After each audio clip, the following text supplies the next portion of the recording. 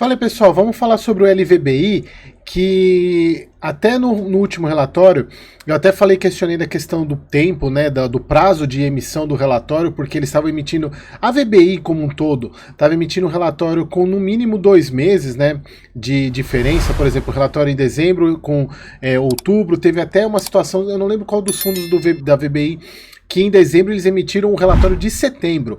Um absurdo.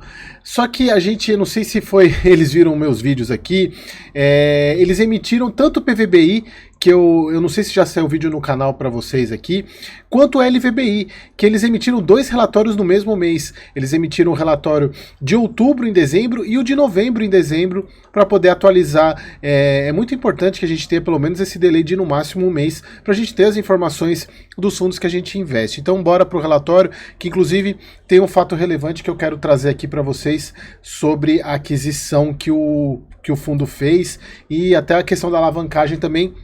Porque no vídeo passado eu falei que o LVBI, ele meio que zerou a alavancagem. Só que agora parece que ele está refazendo a alavancagem, é isso que a gente vai ver nesse relatório. Então é o relatório de novembro agora de 23. Então é um fundo de 2020, de 2018, ele tem uma taxa de 1% de administração, não tem taxa de performance. Então aqui a gente até falou um pouquinho sobre isso no mês passado, né? Quer dizer, no mês passado não, no relatório passado. Aqui é o patrimônio líquido dele de 1,67 milhão, o valor patrimonial por cota 117, o valor de mercado 113, mas se eu não me engano, ele já deu uma boa, quer ver, deixa eu pegar aqui, ele já deu uma boa corrigida nesses últimos dias, no final de 2023, e LVBI 11, ele deu uma corrigida nesses últimos dias, olha, ele está em quase 118, então ele subiu bastante a cotação, então já está desatualizado esse valor aqui. Obviamente vocês estão vendo esse vídeo agora em janeiro, mas ele já está desatualizado.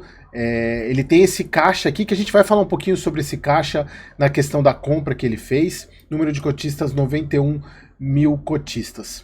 Bom, então a questão de rendimentos,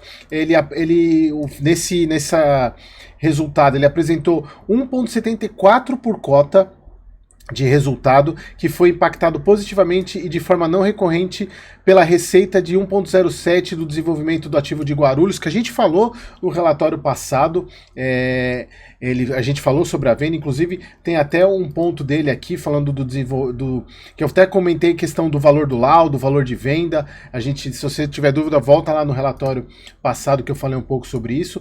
Mas o que é importante de falar aqui, eles colocam aqui, ó, vale lembrar que ainda tem duas parcelas para pagamento ainda, né? Opa, deixa eu sair aqui. Tem 2 parcelas para pagamento a serem recebidas pelo ativo de Guarulhos, que deverão ser pagas nos meses de janeiro e julho de 24. Essas parcelas impactarão cada uma aproximadamente em 0,30 do resultado do fundo. Assim, no dia 30/11, de forma a manter a distribuição, foi retido aproximadamente 0,84 de reserva de lucro. E foi comunicada a distribuição de 0,90. Ou seja, provavelmente no mês que vem, cotista do LVBI também vai receber um presentão. Não foi um dos fundos que eu incluí naquele presente de Natal, mas provavelmente vai ser um dos fundos que vai pagar uma pancada aí no próximo rendimento por causa dessa reserva de lucro que ele fez aí. Ele está pagando 9,5 de dividend yield. Eu falei isso no vídeo passado para vocês, que está acima dos fundos de logística, né, do segmento. Então é importante vocês ficarem atentos, porque ele está bem acima do normal. Mas cotista do LVBI deve ter presentinho aí no final no próximo pagamento, né? Então aqui a parte de gestão de obras, eu falei sobre a questão do ativo de Cajamar, que já teve o Habite, e aí tá demorando isso daqui. Eu acompanhei um pouco os outros relatórios, essa parte tá demorando. Eles colocam que a expectativa é para o segundo trimestre de 2024, ou seja, daqui uns 3-4 meses. Aqui a questão da vacância, ele é uma vacância bem pequena, super gerenciável. E aqui o fato relevante, que eu já tinha comentado sobre isso no relatório passado e, de fato, eles publicaram junto com esse relatório o fato relevante sobre a compra do SBC, o imóvel SBC, que é o imóvel da Scania.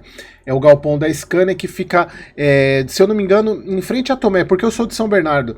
Ele fica em frente a Tomé, ali próximo a Anchieta. É um baita de um imóvel. E aí eu vou comentar um pouquinho com vocês sobre essa compra daqui a pouco, na hora que a gente entrar no relatório. Aqui é o que eu falei da questão da alavancagem, que eles reduziram, praticamente zeraram a alavancagem, com o resultado da quarta emissão. Eles anteciparam esse pagamento de 152 milhões aqui desses CRIs. E sobre a quarta emissão, que foi eles levantaram o caixa, inclusive, que eles usaram para pagar essa alavancagem que eles tinham. Mas vamos falar sobre a compra. Deixa eu dar um zoom maior aqui, saiu o fato relevante sobre a compra desse imóvel de São Bernardo. Aqui eles falando que o preço ele foi dividido em pagamento de 160... Opa, deixa eu pegar aqui a setinha.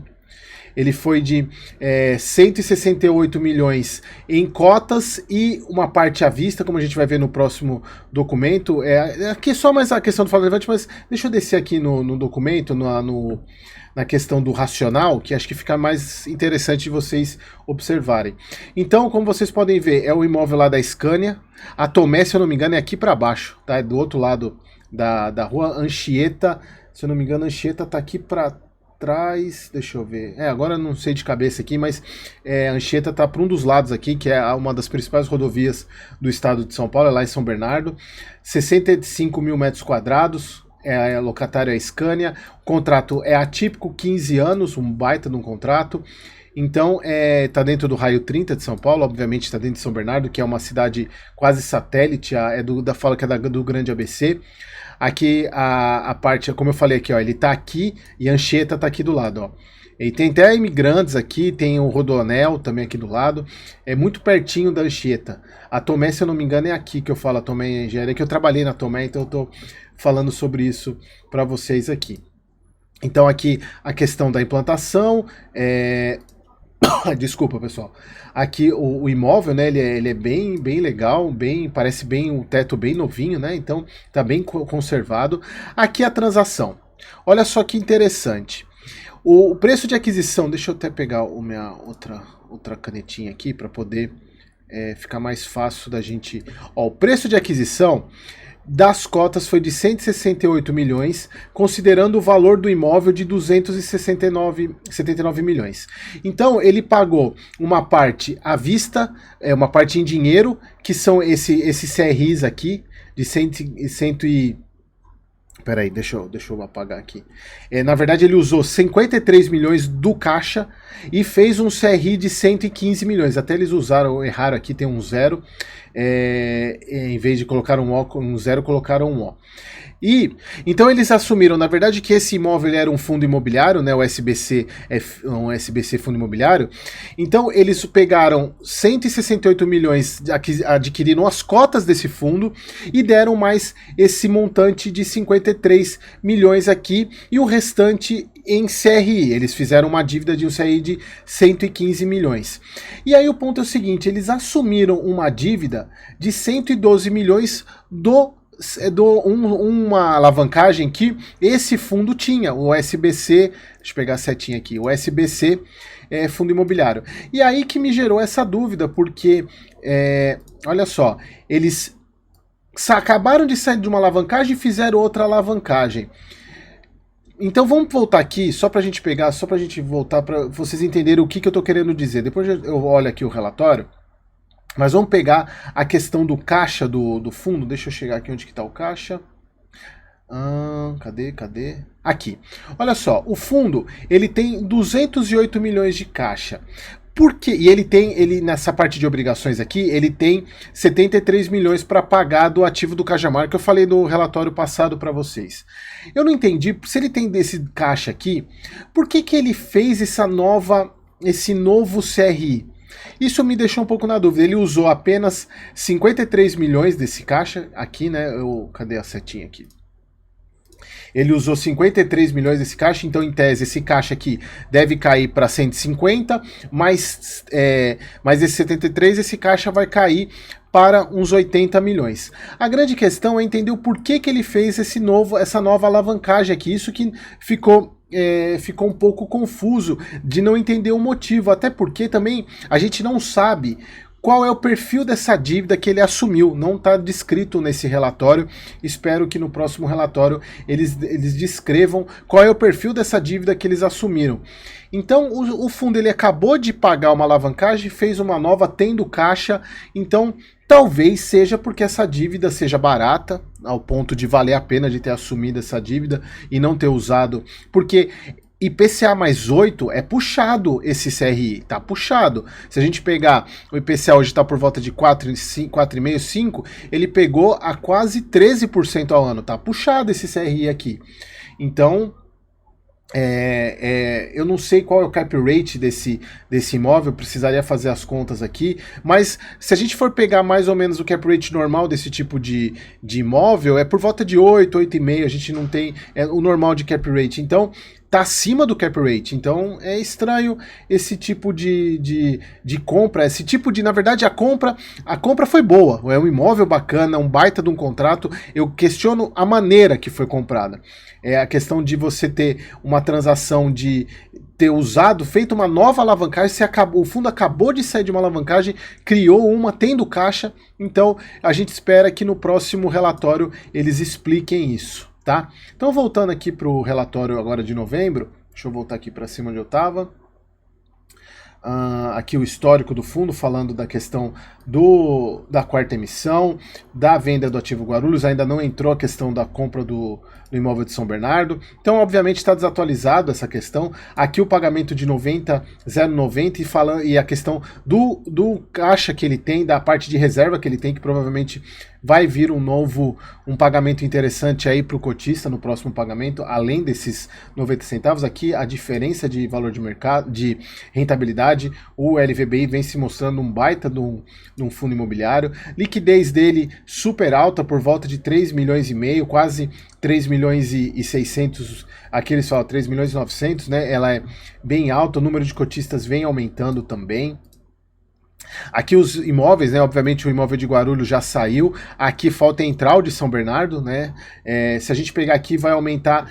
Tá saindo 24 mil e tá entrando. Qual que é a ABL? Deixa eu pegar aqui qual que é a ABL dele. Deixa eu confirmar aqui. Área ABL 65.